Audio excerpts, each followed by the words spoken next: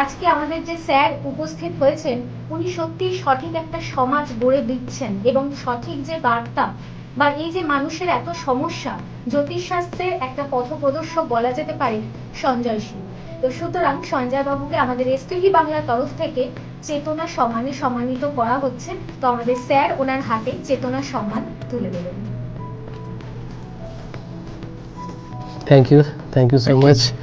Thank you দর্শক বন্ধুদের, তাদের ভালোবাসা, অসীম ভালোবাসা এবং আমাকে এই প্ল্যাটফর্ম দেওয়ার জন্য। আজকেই স্যার এখান থেকে ফোন এসেছিলো এবং আজকেই আমি এখানে এসেছি এবং থ্যাংক ইউ দিচ্ছি দর্শক বন্ধুদের, ছাড়াও থ্যাংক ইউ দিচ্ছি শেখরবাবু, ইনি কোম্পানির এমডি, এবং ম্যাডামকে এবং সমস্ত এসটিভির সমস্ত মেম্বারকে এবং সমস্ত দর্শক বন্ধুদেরকে। আপনারা ভালো থাকবেন, সুস্থ থাকবেন। Thank you.